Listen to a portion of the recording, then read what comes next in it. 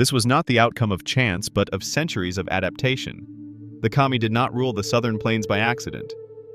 They mastered warfare in ways their enemies could not match, blending raw ferocity with unrivaled skill on horseback. Their raids were infamous for their speed and brutality, leaving either settled people or rival tribes both devastated in their wake. Let's explore the tales that expose the reasons the Comanche became some of the most powerful warriors in history. They did not only learn to ride horses, but also revolutionized what humans could accomplish with them. Spanish colonists brought horses to North America, but they were trained to respond to minute cues, a change in weight, a poke of the knee, making almost inseparable from their riders. They were also introduced as implements of conquest. This bond changed many facets of their life, but its actual strength showed itself in combat. Witnesses said of raids, they were like clouds of riders across the plains, arrows flying in waves mounted. Warriors used their horses like shields leaning off one side to keep safe, while firing arrows with unsettling accuracy. When Texan Survivor related how Comanche, their mobility guaranteed that they would be long gone before reinforcements came. Their Comanche had scheduled a raid for months, waiting for the ideal moment to strike. Their advanced horsemanship disturbed even the most experienced warriors. Mexican cavalry thought the best riders in the Americas failed to match their speed and tactics to the Comanche. The horse wasn't a tool or a weapon, it was an extension of themselves, a living, breathing force carried to dominate. The full moon brought terror to the southern plains. This was a time of the Comanche Moon, when raiders used its light to sweep through settlements with terrifying efficiency. It wasn't superstition, it wasn't even chance, it was strategy. The full moon illuminated paths for their horses, and the spring grass gave those horses the perfect environment for raiding, and the Comanche used them with precision. The energy they required to travel for days without stopping. One of the most infamous raids under the Comanche Moon was the attack on the Spanish mission at San Sabá in 1758. Over 2,000 warriors surrounded the mission in a display that was in as much theater as it was warfare. They wore headdresses adorned with bison horns and feathers, their bodies painted it reds and blacks, and their war cries echoed through the valley. Spanish soldiers watched from the fort walls, powerless to intervene as a raider set fire to the mission, slaughtering priests and looting supplies. The attack didn't stop with destruction after burning the mission. The Comanche lingered outside the fort for days, killing cattle and taunting to soldiers inside. They knew the Spanish wouldn't risk a counterattack. Not against such overwhelming numbers. It was a demonstration of dominance, a message to their enemies. No one was safe under the Comanche Moon raids were not confined to grand spectacles. Smaller parties could appear out of nowhere, striking with the same ferocity in one attack on a Texas settlement. Survivors describe walking to the sound of hooves and war cries. The raiders moved through the village like shadows, killing men, capturing women, and torching homes.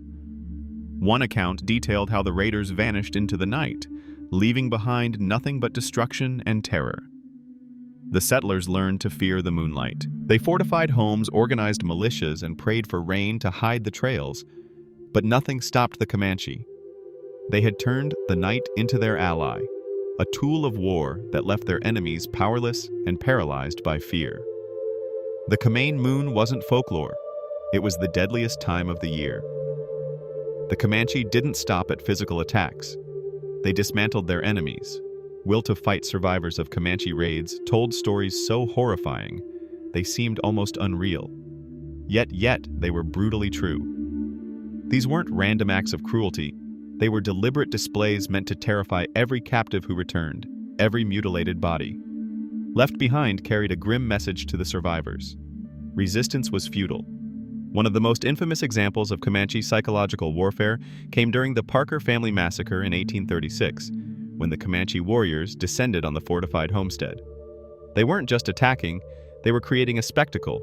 The fort's walls, designed to keep raiders out, proved useless against the sheer ferocity of the assault. The Comanche swarmed in, killing defenders with brutal efficiency and dragging away survivors. Accounts from Rachel Parker, Plummer, one of the captives, paint a horrifying picture. She was knocked to the ground, her infant son torn from her arms. She described the warriors laughing as they dragged her by her hair back to the fort. Her uncle Benjamin's body was left riddled with arrows and his scalp dangled from a warrior's belt. The mutilations were not random. They were designed to ensure that anyone who stumbled upon the site would never forget what they saw. The raiders didn't stop at killing. They destroyed all they couldn't take. Animals were slaughtered, homes were burned, and fields were left trampled. Survivors trying to return to their lives frequently found nothing but ash and bones. One settler, who visited the remains of a neighboring homestead after a raid, recalled the sickening sight of livestock carcasses strewn across the yard, their throats cut.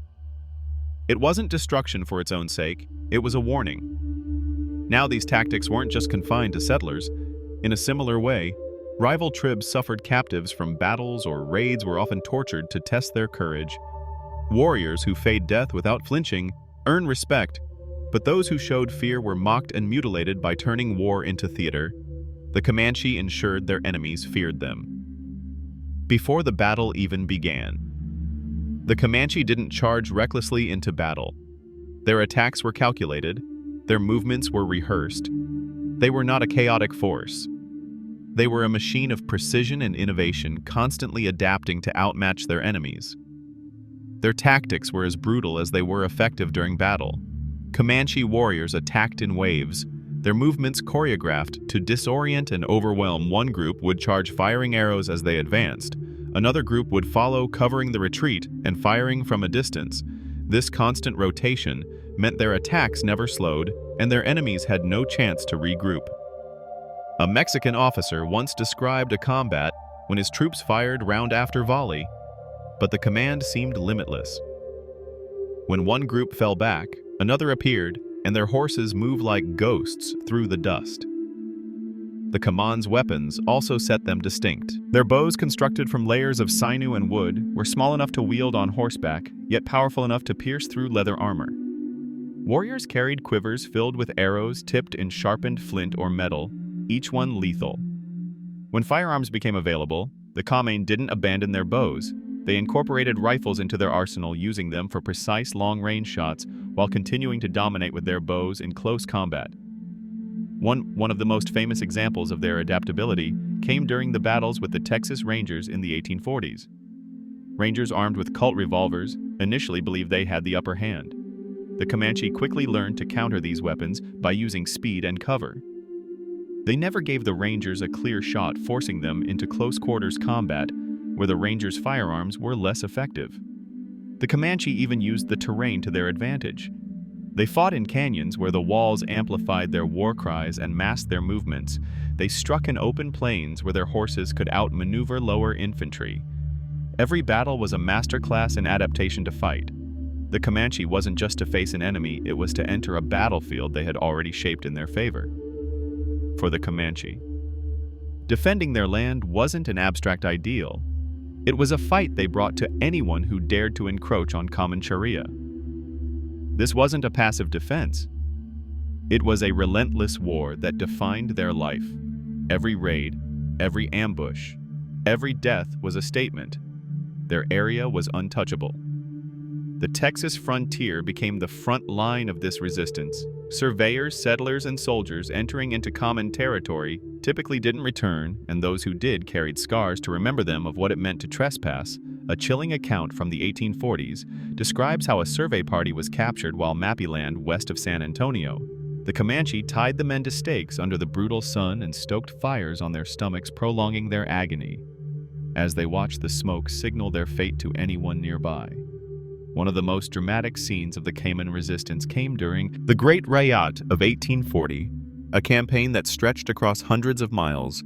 Comanche warriors swept through Texas settlements, burning homes, stealing horses, and killing anyone who stood in their way. The town of Linville was all but erased. Survivors recounted how the raiders descended in a whirlwind, their horses kicking up clouds of dust, their faces streaked with war paint. They left behind a smoldering wasteland, driving away livestock and captives before anyone could mount a defense. Even when Texan forces organized retaliatory strikes, the Comanche often outmaneuvered them at Uvalde Canyon. A combined force of Texas Rangers, Mexican gunmen, and Apache scouts tracked a Comanche raiding party when they caught up. The raiders vanished into the canyon's thickets, setting traps and ambushes along the way. Every tree seemed to hide an archer, every boulder a mounted warrior ready to charge. The battle raged for hours, and when it ended, the Comanche had vanished again, leaving the exhausted forces to count their dead. The Cayman's resistance wasn't simply a defense of their land. It was a campaign of terror and artillery, forcing settlers and soldiers to weigh every step they took against the wrath they might unleash. It was a fight few could withstand and even few were dared to face.